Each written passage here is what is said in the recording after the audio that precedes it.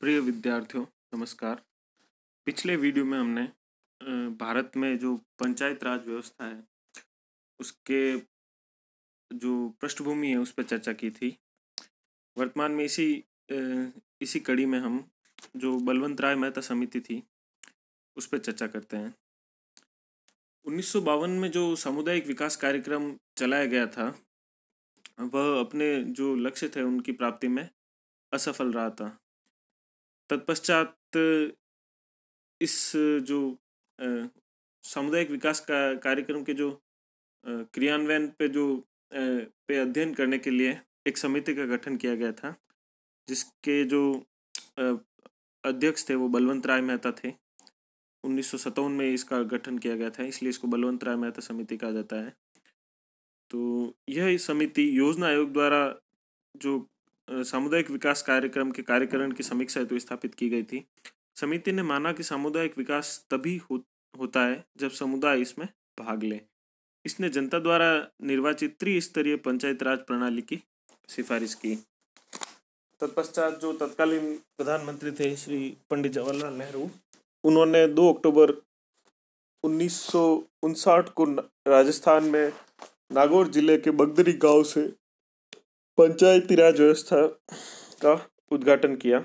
ये त्रिस्तरीय पंचायत व्यवस्था थी, जिसमें सबसे निचले स्तर पर ग्राम पंचायत और ब्लॉक स्तर पे पंचायत समिति और जिला स्तर पे जिला परिषद का प्रावधान था। इसने देशव्यापी उत्साह का सृजन किया व लगभग सभी राज्यों ने पंचायती राज लागू किया। तो जो पंचायती राज का प्रथम चरण था वह 1959 में प्रारंभ हुआ था। अब आइए हम जो दूसरा चरण है पंचायती राज के उस पर चर्चा करते हैं। ये 1970 और 80 का दशक था और इसको पंचायती राज के ठहराव का चरण भी या फेज ऑफ स्टेग्नेशन भी कहा जाता है। बहुत जल्दी उत्साह गायब हो गया अनेक कारणों से, जिनमें यह समझा गया था कि यदि पंचायत राज सफल हो गया तो शक्ति परंपरागत अभिजनों और सिविल सेवकों के हाथों से निकल जाएगी। अतः निहित स्वार्थ विकसित हो गए और उन्होंने पंचायती राज कार्यक्रम के सुचारू कार्यकरण में बाधाएं उपस्थित करना प्रारंभ कर दिया। जो प्रमुख बाधाएं थी वो इस प्रकार थी। प्रथम है नौकरशाही न केवल पंचायत राज के सफल कार्यकरण की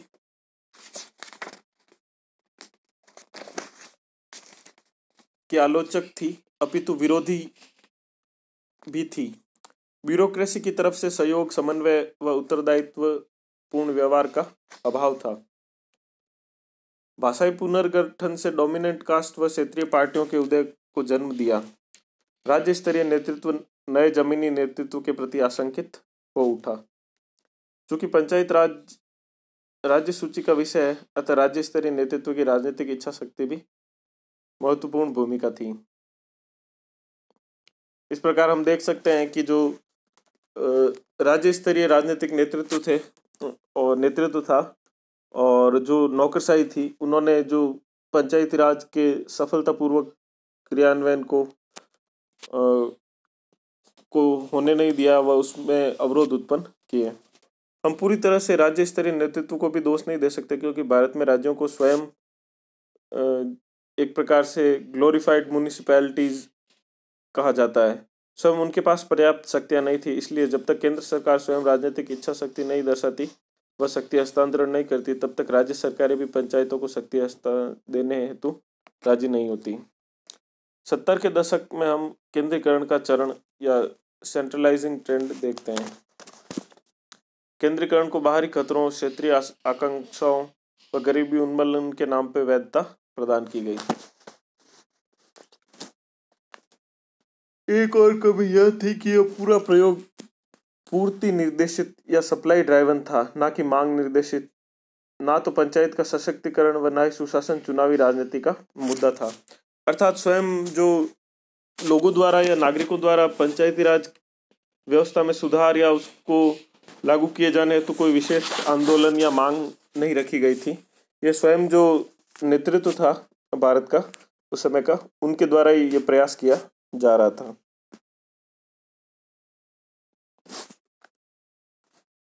मनमाने ढंग से पंचायतों को विघटित किया जाता था, अर्थात उनके कार्यकाल से पूर्व ही पंचायतों को विघटित कर दिया जाता था।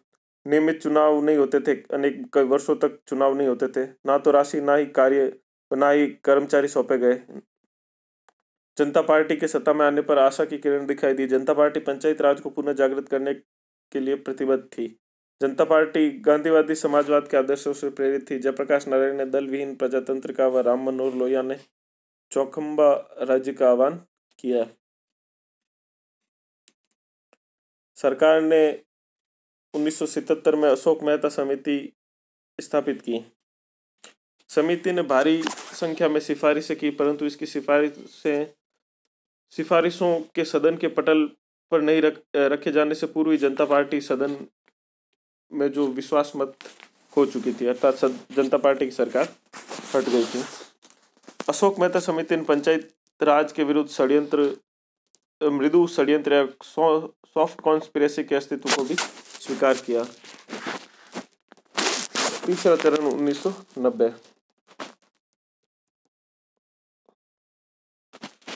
राजीव गांधी सरकार ने एक क्रांतिकारी संशोधन विधेयक, जिसे 64वां संशोधन विधेयक कहा जाता है, प्रस्तुत किया। यह विधेयक लक्ष्मीमल सिंघवी समिति की सिफारिशों पर आधारित था। लक्ष्मीमल सिंघवी समिति ने सिफारिश की थी कि पंचायतों को संवैधानिक दर्जा, कॉन्स्टिट्यूशनल स्टेटस दिया जाए। हालांकि विधेयक राज्यसभा में पारित नहीं हो सका। राज्यों ने इसे राज्यों को बाईपास करने का प्रयास माना। दूसरा जो प्रयास था इस दिशा में अगला, वो श्री पीवी नरसिम्हा राव द्वारा किया गया, जिसका परिणाम 73वें संशोधन विधेयक के रूप में सामने आया 1992 में।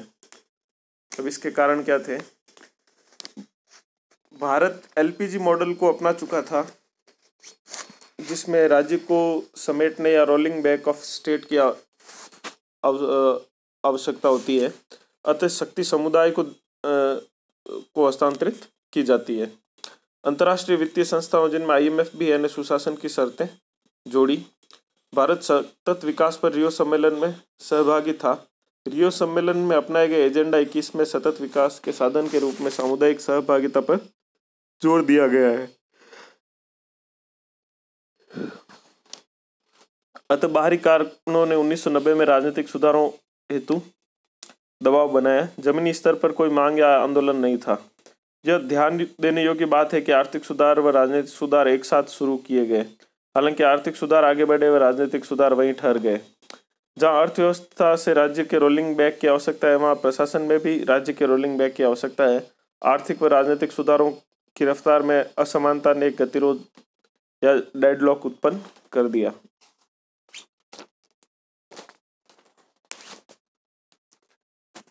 आम जनता के सशक्तिकरण के अभाव में आर्थिक वृद्धि समावेशी नहीं बन सकी। इसका परिणाम धन के एकत्रीकरण व असमानता में वृद्धि के रूप में सामने आया। 90 के दशक में हम वामपंथी कट्टरवाद व जनता के विरोध प्रदर्शन को देखते हैं, जैसे कि सेज के विरोध में, या जो कि भूमि अधिग्रहण के विरोध में आदि। 2012 में अभी तक जो पंचायत राज का कार्यक्रम था, उसकी समीक्षा करने के लिए श्री मणिशंकर अय्यर की अध्यक्षता में एक समिति गठित की गई, जिसको मणिशंकर अय्यर समिति कहा जाता है। इसने पिछले 20 वर्षों में पंचायत राज के कार्यक्रम की समीक्षा की। केरल, कर्नाटक, सिक्किम जैसे कुछ अपवादों को छोड़कर निराशा की भावना व्याप्त है। 20 वर्षों का पंचायतों का अस्तित्व शासन की गुणवत्ता में सुधार व विकास की कमी को पूरा करने में नाकाम रहा।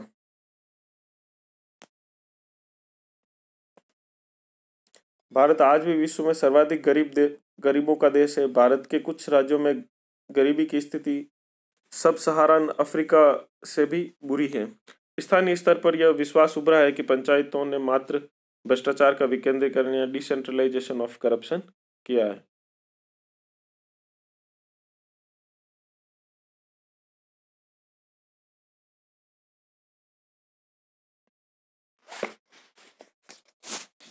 समिति के अनुसार इस विचार में नहीं है समिति के अनुसार समस्या इस विचार में नहीं है, अपितु उस तरीके में जिससे इसे लागू किया गया है। इसका एक समिति की जो प्रमुख निष्कर्ष है उनमें एक वाक्य काफी प्रसिद्ध है कि bad panchayati raj is worse than no panchayati raj, अर्थात बुरा जो पंचायत राज है वह पंचायत राज ना होने से भी ज्यादा बुरा है। या अभी वर्तमान में पंचायत राज की स्थिति ऐसी है कि इससे तो अच्छा होता है पंचायती राज होता ही नहीं।